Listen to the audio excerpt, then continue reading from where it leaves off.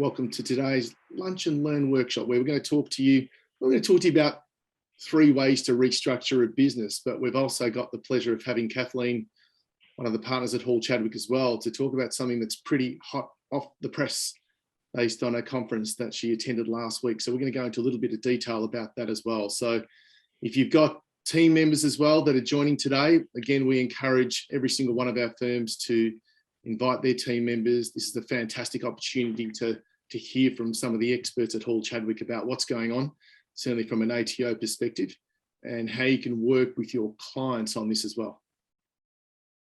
All right, I think we will kick off. If there's more joining us, we'll let them join. They're all going to be a little bit late, but we certainly don't want to disadvantage the people that have joined on time. So thank you. Well, ladies and gentlemen, we're pretty excited to have you all here and welcome you to our first Learn and Lunch workshop for the new financial year. Hard to believe that it is I think it's the 5th, Tuesday the 5th. Ridiculous really to think we're already into July, but I think certainly the firms that I've been speaking to, they're also saying, thank God 30 June has come and gone. So on behalf of Professional Partners Education and Hall Chadwick, we welcome you to this Learn and Lunch workshop. We are going to talk about, like I mentioned before, we're going to talk about the 3 ways to restructure a business, but we've also got the pleasure of having Kathleen, which we'll introduce to you very shortly, about an insolvency conference that she attended last week and some of the key information coming from the ATO on this. All of you guys have been invited because you're friends of Professional Partners Education and Hall Chadwick. You would have attended one of our lunches in Sydney, Brisbane, Melbourne. Danielle Morrison would have invited you to one of those, and based on some of the feedback that we've received as well, we've decided to take this into more of a Learn and Lunch series, call it CPD as well, get your team members on board, which we've encouraged you all to do. So hopefully there might be a number of team members from different firms that are joining us as well today. And this is, again, we've labelled this 3 ways to restructure a business, but also a special ATO live sort of update, let's call it. So I think that's going to be important because we want to try and bring information to you that you can learn from with some of the, call it the current challenges that businesses or business owners are facing and some of the solutions that we can provide you with. So we're going to do that probably over the next 45 to 50 minutes. Look, it's probably also just to touch on this for a little bit. It's something that with our live shows and even some of the podcasts that we've been doing under the Professional Partners marketing banner, I suppose, we've done a lot of different opportunities with our firms to learn to have different types of conversations with their clients, conversations that are probably non-financial or non-P&L related, where you can just start a different type of conversation to what's keeping them awake at night. And that's probably an important one to ask a lot of people. And usually it is, whether it's from our experience, it's probably whether it's cash flow related, whether it's money related. They're probably 2 of the ones that come in, certainly from a business owner's point of view. We've all only got to listen to what's on the news and the TVs and the radios, and expenses are going up, and obviously super's going up from here to 10.5%. So again, another cost increase. We've got all sorts of different costs increasing. Can we pass those costs on to consumers? They're going to be interesting challenges that every business owner is going to be facing. So again, we hope this little series can help you, help your team members, and more importantly, help you start those conversations with clients. It's going to be about 45 minutes. If you've got questions, we've got our little Q&A bar and our chat bar down there as well. So we'd like to make it as interactive as possible. So if you've got questions, please ask us questions. I'll moderate a fair bit of that as we continue to work through it. Now, let me introduce you to our guest, because that's probably the important bit. I've got the easy bit of just hosting here. So I'll introduce you to one of our Hall Chadwick partners, one of our most experienced partners at Hall Chadwick, Richard Croker. Welcome, Richard. How are you? Very well, thanks, Paul. That's lovely good. To be here. Lovely to be here. And mate, you might just also at the same time, as you may, is what's probably going to be important for us to, we've got Kathleen for us online as well, but maybe as a part of your little intro and tell us a little bit about you and your role at Hall Chadwick, maybe share a little bit about Kathleen as well, if you don't mind. Yeah, love to. So I'll talk about Kathleen first. Kathleen's a partner in our Sydney office. She's a registered liquidator, and the work that she does is essentially around liquidation and voluntary administration. She also does some receivership work as well. The firm of Hall Chadwick is very much a business that works with directors, and it tends to be a debtor-driven type of practice, where Kathleen would tend to be working with directors who find themselves in trouble, and the obvious way in which that occurs is through invitations from our accountant friends who look to get a specialist view brought into their firm on issues surrounding insolvency and reconstruction.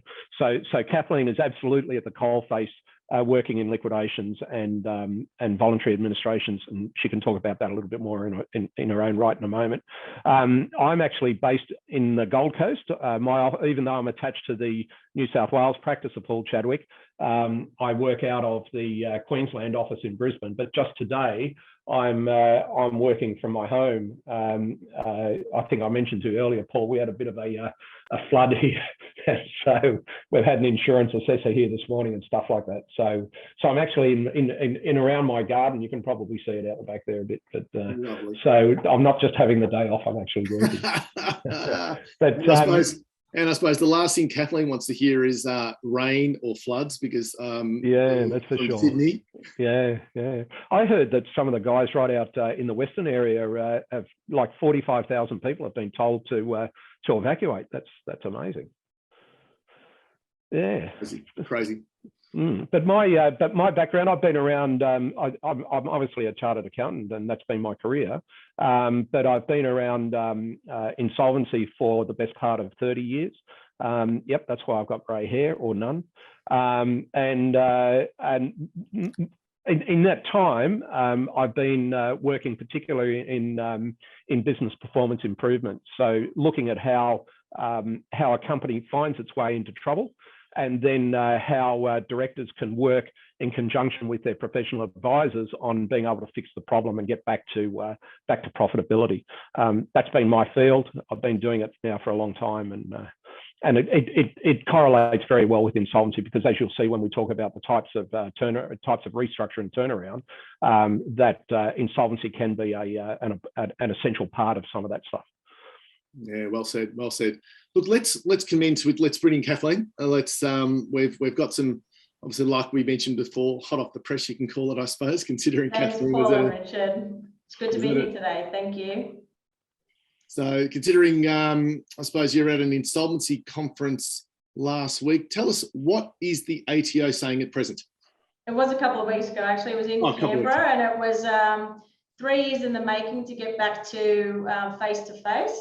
And so we had the Deputy Commissioner of Lodge and Pay, Vivek Chowdhury, come and talk to us about what the ATO was doing. And as insolvency practitioners, we were kind of getting excited. Is there going to be a tsunami of insolvency appointments? That's what everyone's been predicting, because we had such a drop in the last couple of years because of COVID, and people were relaxing on collecting their debts. Sad news for insolvency practitioners, there's unlikely to be a tsunami of insolvency appointments, but there will be a steady increase because the ATO and other creditors in their own right are starting to collect again and ramp up their collection programs. A lot of accountants might have seen that there was about 50,000 warning letters that were issued to directors saying that if you need to engage with the ATO and take a proactive step. If you don't engage, then a director penalty notice will be issued. Okay, interesting.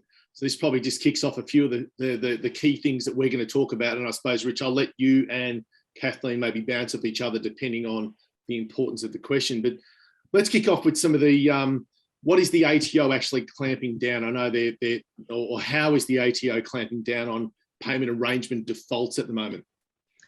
So payment arrangement defaults, they will entertain a reset of that payment default, but with the payment arrangements, even entering into one, it has to be a very short-term solution. I think gone are the days where you could enter into a 4 or 5 year repayment plan. they're not thinking that those are actually achievable. So your 2-year repayment plan, that's going to get through as long as your numbers and your cash flow stacks up. 3 years, they start to think, oh, okay, that's getting a bit long. 4 and 5, there has to be exceptional circumstances for them to accept it, because they know that whilst you're maintaining this payment arrangement, you're incurring new debt. So how are you going to meet that too?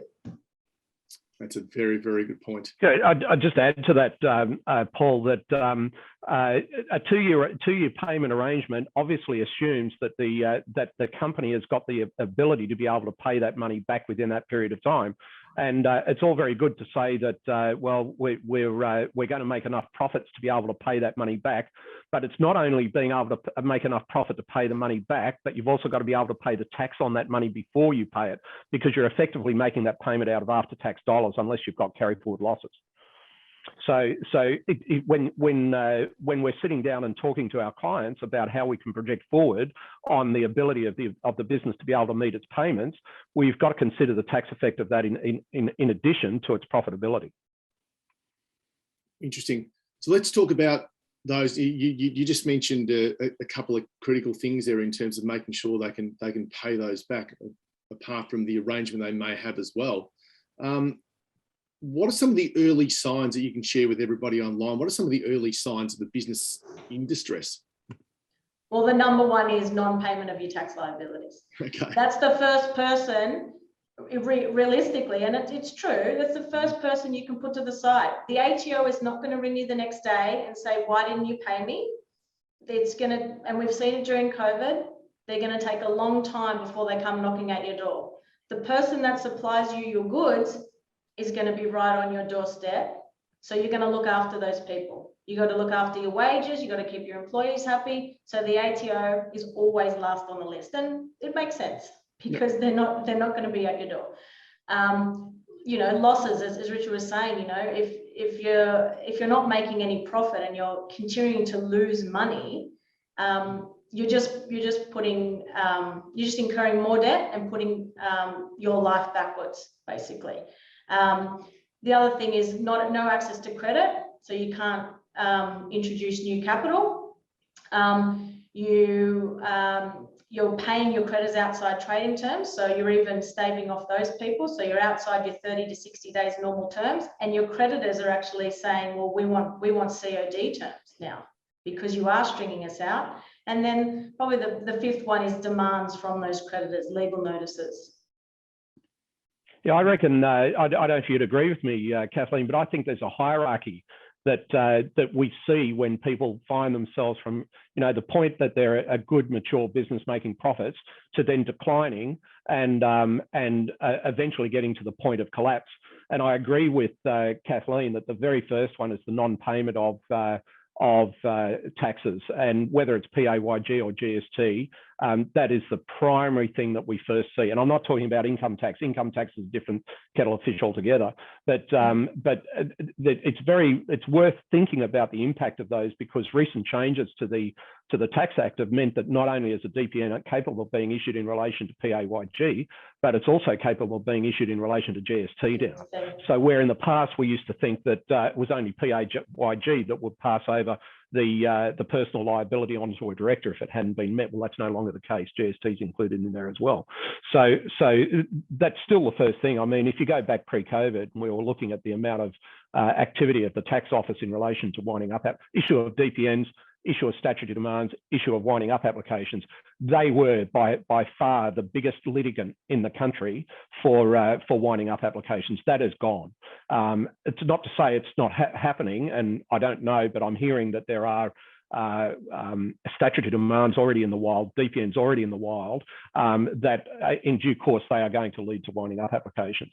But the other thing that I actually think is that not only is it the non-payment of tax, Kathleen also mentioned the non-payment of creditors. And if you look at the hierarchy, the first thing that a company will do is not pay its tax. And the accountant has straight up visibility on that. that if they're not paying their GST and not paying their PAYG, then that is prima facie a first-class indicator that there is trouble going on. And I would probably add to that non-payment of accounting fees, but that's a separate issue. The other thing is the next one is non-payment of creditors. So the company will turn around and there are the creditors aging is getting out there, and we're starting to say, hey, look, this is a little bit concerning. You're not paying your tax, you're not paying your creditors. We can see that through our creditors aging when we do the quarterly or monthly or quarterly financial statements. An obvious thing happening there. The next thing I think that stops being paid is the superannuation, because that takes a little bit of time before somebody sees it. But once again, once somebody's not paying their superannuation, and we've seen this in the courts recently, where people have not paid their superannuation, directors have not paid their superannuation, that has become a serious issue for the courts when directors are not meeting their commitments in relation to that area. So that's the third level. So we're going up and up. First one is non-payment of taxes. Second one is non-payment of creditors. Third one is non-payment of superannuation. The next one that you start seeing is non-payment of loans. So if there are business loans out there, they start to slow down. They start to get paid a little bit later, and the bank and the finance companies are starting to say, when are you going to pay my lease payments and everything like that? So it's now creeping up. It's getting harder and harder. Now, the next thing that happens is that the director will stop paying his own wages. But what you also see is that he stops paying his wages, but his drawings go up, because he knows that he has to have sustainable funding to be able to keep his lifestyle going, whatever that means. You know, his lifestyle probably changes. There's no doubt about that. But he takes his wages away, and it moves to director's drawings. Now, that in itself is another thing, because it affects the ratios when we're looking at business performance. That just because a current asset exists of director's loan, it doesn't necessarily meet the criteria for the measurement of current ratio, quick ratio, and so on, if that money ultimately is not recoverable. So now we're moving up a little bit higher. And ultimately, when the company stops paying its wages, you know that it's destined to come and see Kathleen. The trick is to work out when the accountant gets involved, and you mentioned the hard discussions, the hard conversations that we have to have. The question is, when does the accountant get involved, and how does he start those hard conversations, and what is the actual agenda that you have to have in those conversations? Sorry for the convoluted and lengthy response. No, it's good. It's good. It's Paul, good. if I can just add one more point Sure. on the payment arrangements. One thing that maybe people aren't aware of is once you're issued with a DPN, you can no longer enter in a payment arrangement. They took that off the table. That was an option. It is not an option anymore. Yeah. So we're sensing the theme, and this is, there's a pattern here. The ATO wants you to have a conversation with them and get into a payment arrangement before it gets to the DPN regime, before they come knocking at your door. You need to be proactive. And enter into that payment plan. If you've got a realistic business and you can manage those repayments, get into a payment plan. More often than not, you'll get it, as I said, in a short period of time, but it's not an option once you get a DPN. It's gone. Now, Rich, I know you and I were talking about, maybe a couple of weeks ago, we've been talking about the ATO and their new collection policy in place and how it may affect business owners. Is there more to add than what both of you and Kathleen have just spoken about? Because I suppose, yeah, you're right. Any sort of payment plan is out the window if you're getting your director penalty notice in place. Yeah. Is there more to add to that? No, I think Kathleen's is stating it very succinctly there. In the past, we've been able to rely on a document called the ATO collections policy, which has set out how the tax office will actually deal with debtors in relation to how they will accept payments and so on. A lot of that was, there's not only objective tests in there, but there are also subjective tests in there. How's the responsiveness of the taxpayer to the calls from the calls from the tax office to the taxpayer? How responsive are they to the agreements they're making and all of that sort of stuff? That had a sway in the way that the ATO was able to deal with how it went forward. The thing that's happening now is that these are now becoming much more objective. And as Kathleen said, if you have entered into a payment arrangement and then you get a DPN, you can't go and get another payment arrangement. I've noticed in the past that even after you got even after a client got a statutory demand, there was still an opportunity for the accountant and the client to go back to the tax office and negotiate some sort of arrangement in relation to the to the payment plan that might go into place. I suspect that that's going to get a lot more difficult today. And you know, woe betide if a winding up application has been issued, I think the ability to get any sort of payment agreement, short of putting in third-party money, is probably nil. I don't. Would you agree on that, Kathleen? Yeah. Yeah. So, based on your experience, what do you advise firms that have got clients facing ATO action? Well, the first and foremost thing is to make sure, and look, I'm probably preaching to the converted, probably hard from the accountant's perspective, but they need the clients to give them the documents so they can actually prepare the returns and lodge them. Lodging is a big thing. If you don't lodge and you're outside the window of lodging it, there's called a lockdown DPN and a non-lockdown DPN. And the lockdown DPN, if you don't go with one of the options, the debt is passed to you personally anyway. So even putting the company into VA or liquidation doesn't quarantine the debt. It's gone. It's already gone through to the keeper. The non-lockdown DPN is where you have lodged, you just haven't paid. And that's the position you want your clients to be in, that they just haven't paid. And then they can start a conversation with the ATO about how to make repayments, and even try and get penalties and interest, reversed, because that can take a debt from one level to triple very, very quickly. I think you're saying, though, Kathleen, that once the DPN has been issued, that's off the table. It's got to be pre-DPN? Yeah, it's pre-DPN, that's what I'm saying, lodge. And if you're not paying and you know you've got an issue paying, that you start that conversation with the ATO early. That's what they want you to do. And you'll be seen as someone who's trying to clear the debt and make repayments, and you won't be on that DPN list. I can tell you now that they're issuing 100 to 150 a day as of June DPNs, and that's going to continue. That's a lot. That's a lot. That is a lot. Interestingly, Paul, the conversations that we're having in this webinar are being held throughout the country at the moment with practitioners all over the place. And I know, for example, one of our partners at this very moment, I think he starts at 1 o'clock, is presenting to a group out in Penrith on this very topic. And it's the conversation that we need to have with our accountants, but then it's the conversation that the accountants need to have with their client. And this gets to, you say, well, what do you do? Well, there's got to be a line in the sand where the accountant recognises that we have to talk to this person, we have to talk to this director about how the future unfolds if they continue down the path they're going.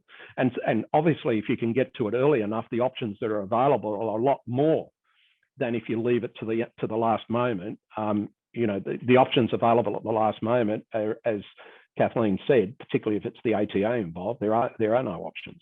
Mm. And keeping in mind what a DPN, sorry, if I could just finish that, keeping in mind what a DPN is. A DPN takes the liability for the tax away from the company itself. It doesn't take it away. It's a consecutive arrangement. The debt exists in the company, but the DPN, the expired DPN, imposes that liability onto the director. And that's an important thing to understand here, that, it doesn't matter about the conversations we're having, automatically exposes the house and all of the assets of the director once that DPN expires. And that's why a director has a company. That's why it set up that structure in the first place, in order to have limited liability. Once that passes through to them personally, as Richard said, your personal assets and the family home are exposed. Yep.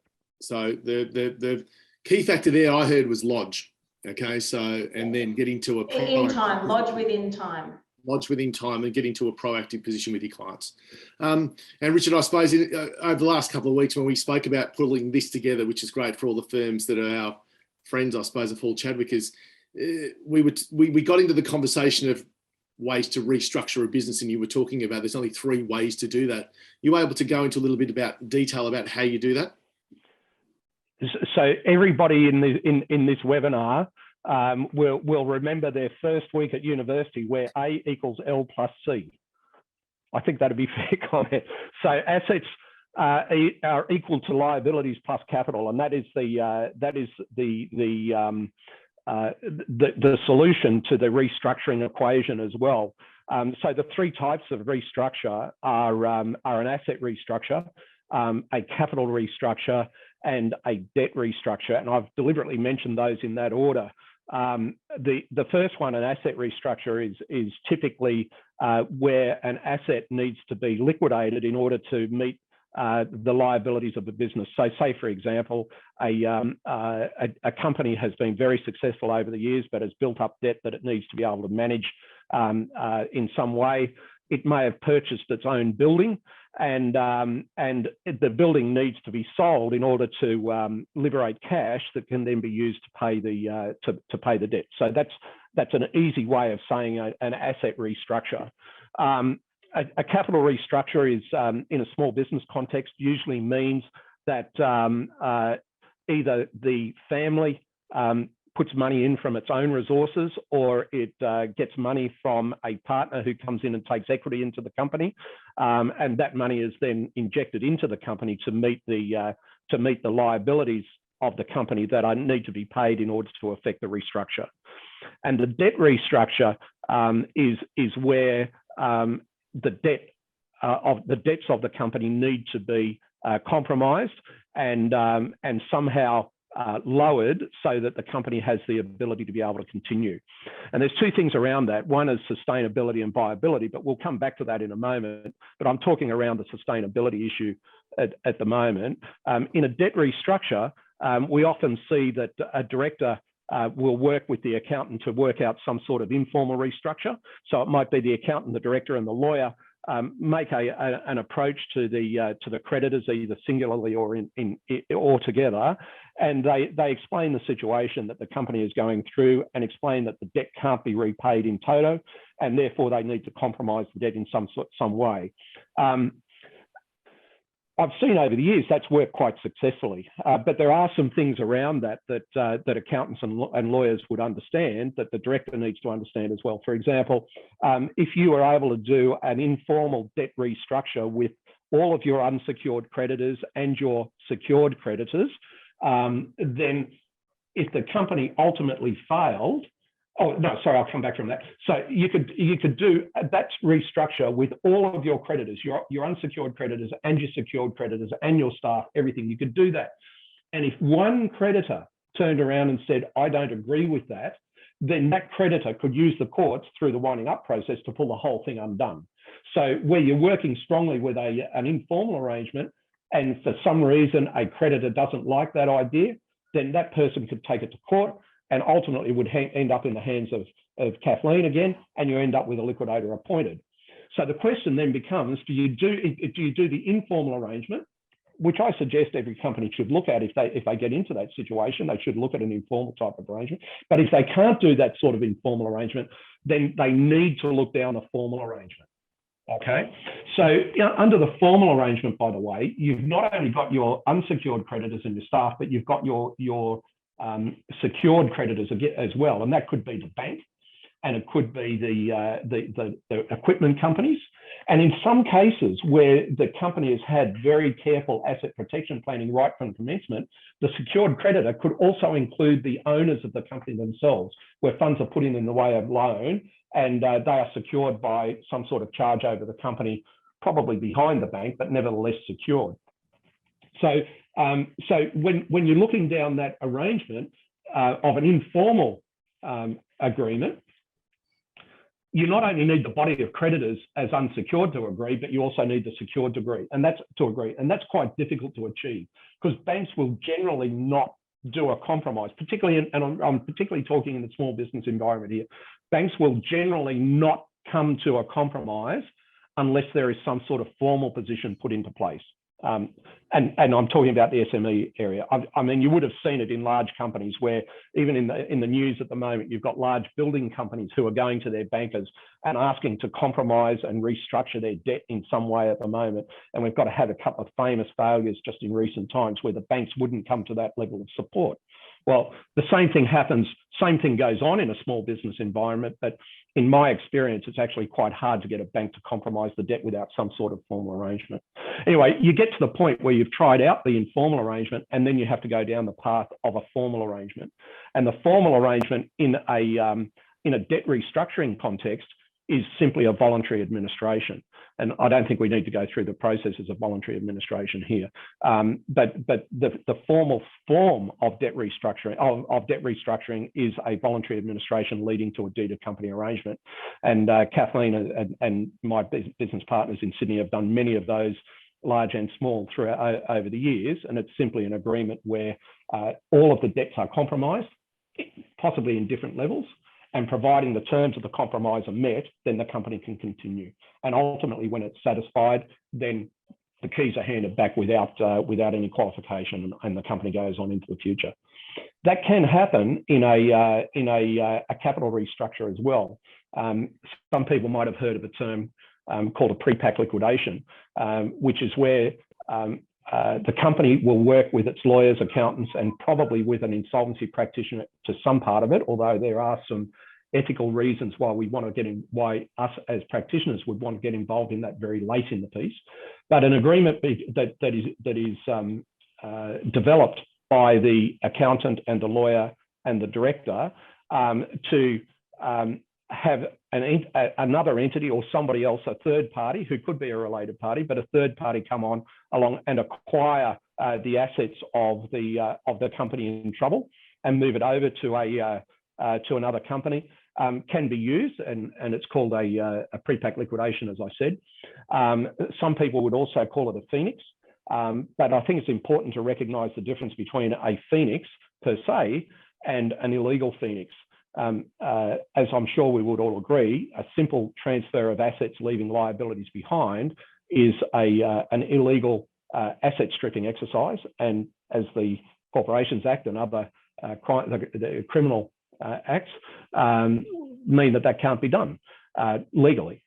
Whereas a legal phoenix is where the assets are transferred for value and for security that produce a better result than if it had been left just to wither on the vine. And we've certainly done that with some of our clients. It's all done with transparency. It's a useful tool, but that can also be used as a debt restructure as well, even though it's effectively a capital restructure. So they're the three types of restructure, Paul. There are some other things around that, and I mentioned sustainability and viability. The purpose of any of those restructures is to create sustainability, where you've got enough money to be able to meet your commitments and enough working capital to be able to make the business work. But underlying that, there has to be profitability in the business. And I think this is the other area where accountants need to be or have the ability to get closer to their clients, helping a client understand what the real profitability of the business is. And, I used the example of drawings a little bit earlier. If a director is taking drawings to avoid wages going on to the profit and loss account, well, you're misstating the profit and loss account for a start. But you've got the discussion with the accountant and the client has got to be around what is the real profitability of this business, and can it be made? Is the profitability sufficient to make a company truly sustainable based on its assets and liabilities? Wonderful. Anything you would like to add to that, Kathleen? No? I think the only thing I would add is we now have the introduction of the small business restructure for businesses that might not be able to go down the traditional voluntary administration road. So you're very, very small to medium-sized enterprises. Sometimes voluntary administration is seen as quite costly because of the amount of reporting and the time period as well. It's 4 to 5 weeks, and whether you're trading the business or not trading the business. So the small business restructuring is available as well. Okay, brilliant. And Rich, I suppose given the amount of accounting firms within our network that we work with as well, and given your experience, a lot of times, we hear it quite a lot that time is a big one, resources another one that obviously the firms don't have access to.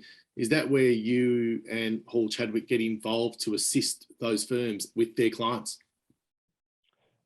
Yeah, very good point. It comes back to something that we started at the beginning. It's about getting involved early enough. And typically, accounting firms don't have a specialist insolvency and restructuring division within them. And that's really how Hall Chadwick, the insolvency division within Hall Chadwick, has set itself up. And I mean, you and I have talked about this in our professional partners education area, that what we're really wanting to do is to create not only a conduit for us to be able to work with our accountants, but it's also an education for those guys as well, so that the insolvency information that needs to be out in the marketplace for accountants to be able to undertake their work is actually being provided by proper professional people who are doing it.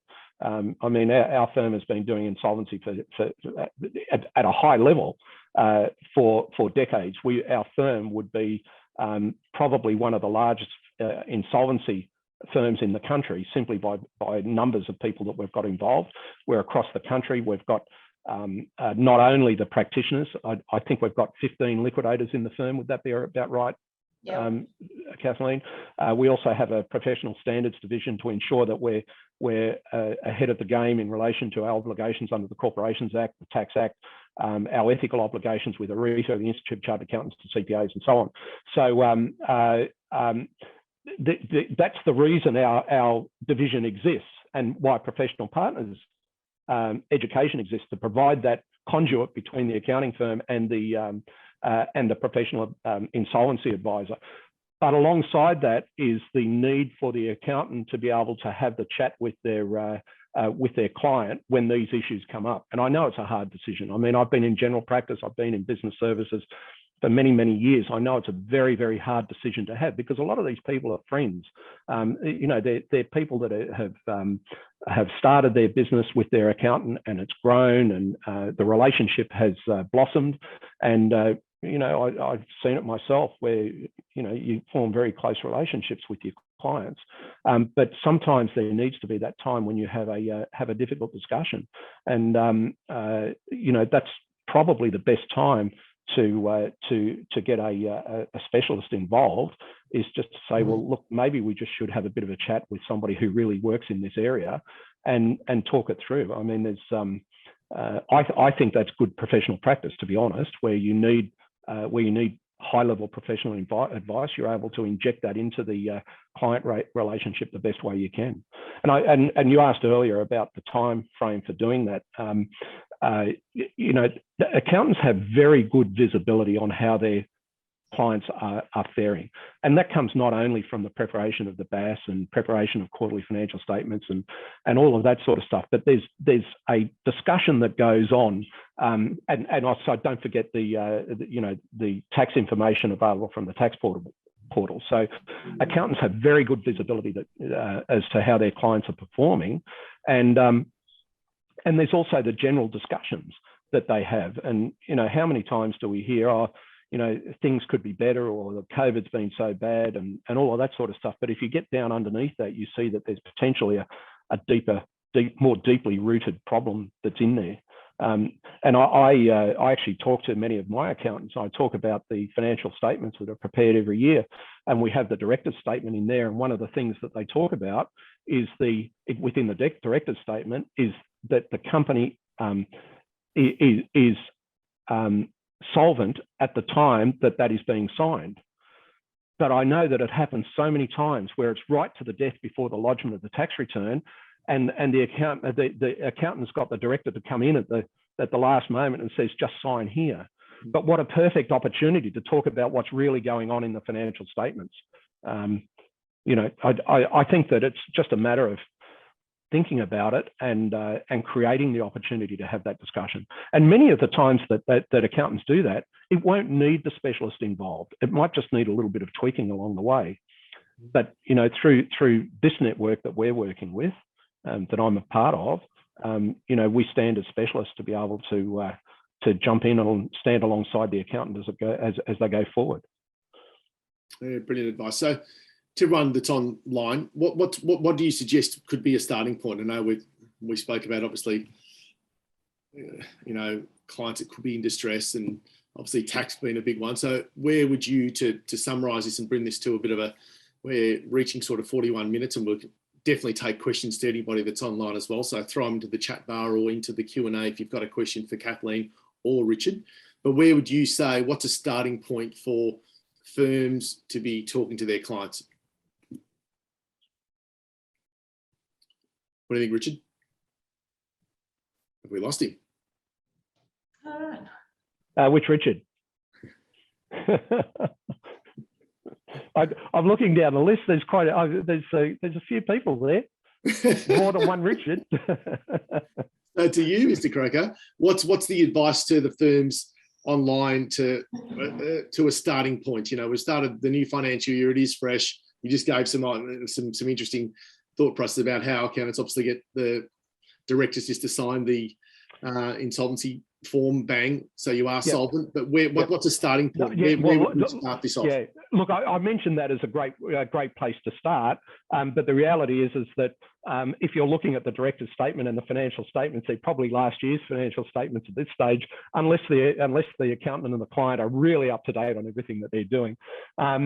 I think probably the place to start is looking at the tax portal, and I mean, accountants know this. We know how our clients are going, and we know the clients that are getting behind in their tax and all that sort of stuff. But to pick those guys and say, if you're behind on your portal, let's really just have a chat about why that's occurring, and is it really going to be fixed up? And I mentioned earlier on in the discussion here that if you're paying a tax debt, you're paying it with future profits. You're not paying it with past profits because they're not there. Otherwise, you would have paid it. So you've really got to pay your. You've got to earn the money. You've got to pay tax on the money unless you've got losses. You've got to pay tax on the money, and then you've got to use your after-tax dollars to go and pay your tax before you take a quid out for yourself. So I think the place to start is to say, well, if an accountant has a client who is falling behind in relation to their GST and PAYG payments, it's probably time to just have a chat about what the consequences of that are if this worsens. For example, Kathleen mentioned the lockdown DPN. You know, that's an automatic DPN that can flow if somebody doesn't lodge their returns. And there's nothing you can do about it. Once it's in, it's in. Once it's on, it's on. And, you know, that could even go down. I've seen this happen where payments are made month, and one is missed. And then all of a sudden, the company goes into liquidation somewhere down the track, and the tax office comes back and says, oh, but this payment in August of 2017 wasn't paid within the timeframes that it had to be paid for whatever reason. And they've come back and said, oh, well, that forms part of your lockdown DPN. So, you know, it's an important discussion to have as early as you can. Yes. So that's what I'd say. The ATO portal. Yeah, go to the portal and talk to your staff. Say who are your clients who are not lodging, and who are your clients who are falling behind in their tax payments. Let's have a talk about those, and you know, work it out with your client. Have the honest conversation about, do you have enough profit to be able to pay this? And then work out the plan on how they're going to do it, and put the timeframes around how it's going to occur. And if they're not being met, then you know that the reality that was believed to exist when you first set it up doesn't exist anymore. You know, and also don't be afraid, or your clients should not be afraid of talking to the tax office early on. You know, the tax office knows everything, apparently. And you shouldn't be scared of talking with them, because I think if a client stops talking to them, eventually that's going to catch up, and you know, the tail will chase the dog. Fair call, and I think it's a good way to start, isn't it? And I think the words you mentioned there as well that I'm going to come back to is consequences. So making sure the clients are aware of the consequences if they don't. It's not worth sort of burying your head in the sand and hopefully it's going to go away, because it ain't going to go away. No. And I think, so I'll just add in there, like now is the time, and I know accountants are very busy, you know, we've just gone into a new financial year, but now that the ATO, it's in the media, it's out there now. So now is the time that you're going to probably get the best response from a director to say, look, we want to nip this in the bud, so that we protect you. That, you know, the accountant's job as a trusted advisor is to give them the best advice and protect them personally. That's why they set the structure in the first place. They said, you wanted to start a business, here's the best protective mechanism, a company or trust or however they've done it. There was a reason for that. So don't allow, you know, non-lodgements or non-pay to get to the DPN level. Let's get ahead of it, if that's possible. If not, then you know, try and deal with that debt as best you can, and that may be to stop incurring that debt. And as Richard said, you know, purchase the assets and get it right. COVID hit everyone hard. Yeah, well said. Well said. I'll just add to that also, Paul, that it's okay to have the discussion about the non-payment of tax. It's not only tax; it's also credit and non-payments as well. If an accountant, as the registered office of a company, is seeing summonses coming through to the registered office, that's the same conversation.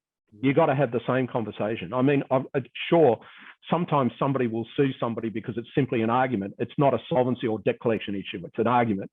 But if somebody's getting a summons for non-payment of debt, it's the same discussion as if you're talking to them about tax. And the other thing about it is that in many occasions, a lot of these creditors have got terms that are creating personal liabilities on them, personal guarantees. And as I'm seeing quite a lot nowadays, and this probably has happened over quite a few years, but I saw it mostly in the building industry, but it's now filtering through into other sectors where the personal guarantee also contains a charging clause, which charges the equity. It effectively creates a capable interest at least, and potentially a mortgageable interest in the property that is owned by the director whose company has failed to meet the requirements of the guarantee. So it's got quite a serious implication there. I mean, it's a serious implication if a DPN exists, but if a personal liability is affected in such a way that it creates a chargeable interest in some way, well, that's pretty serious as well. Yeah, brilliant, brilliant. What a great piece of advice from both you guys to everyone that's on the line. So I'll just open up. It's just gone 12:49. So happy to take any questions that you may have. I think both Kathleen and Richard have been very clear and concise with not only what they've, well, from the insolvency conference, but to 2 weeks ago, to what you can start doing and how you can start identifying certain issues that your clients may have and the consequences associated with that. So jumping on the front foot and making sure you're proactive is probably the most important thing. If you've got any questions, throw them in there and I will have a look at them and I will ask them to our two Hall Chadwick partners. Just while that's going on, Paul, I haven't seen Kathleen. We had a partners meeting a few weeks ago, but I haven't seen Kathleen since that conference. Kathleen, what was the feel of the other participants in the conference about the material that was being presented by the ATO? What's the feeling? What's the vibe around the room? Oh, well, I mean, the insolvency practitioners were disappointed that the ATO didn't say a tsunami was on its way because, you know, our industry was hit as well with COVID. And a lot of firms have struggled throughout that period, not just with the work, but with staff. The industry's lost a lot of staff, and this actually is across the board with accounting and probably finance. You know, a labour shortage. We have a labour shortage. It's difficult to attract new staff, but it was positive in the sense that the ATO has started being more proactive, and they're not going to change that given the change of government. Because we weren't sure if, because of the change of government, they might again take a back step. But they made it clear that they're issuing, as I said, 100 to 150 a day, and that's going to continue. And if you're not engaging, they made it pretty clear that they're ramping up their collection process, which makes sense. They've got to recover the debt. Correct. Yep. Good point. I will also add, you know, while we're waiting as well, that with the DPNs, you know, you've got 21 days from the date it was issued, not the date you received it. So again, going back to Richard's point, if the accountant is the registered office and you're holding on to the DPN, it's got to be told to the client immediately so that you have enough time to discuss the options. It's when the notice was issued, so when it left the ATO, not when you get it. So if you don't know where your registered office is or someone's not getting the mail, it doesn't matter. Actually, that's a very good point. And it's not only the registered office of the company, it's also the home address of the director, because the DPN is actually sent to the home address of the director, and it's not an excuse to say that the director didn't receive it at their house. I mean, there's been enough court work around that. I mean, there used to be a medical exemption argument that was that people were able to use.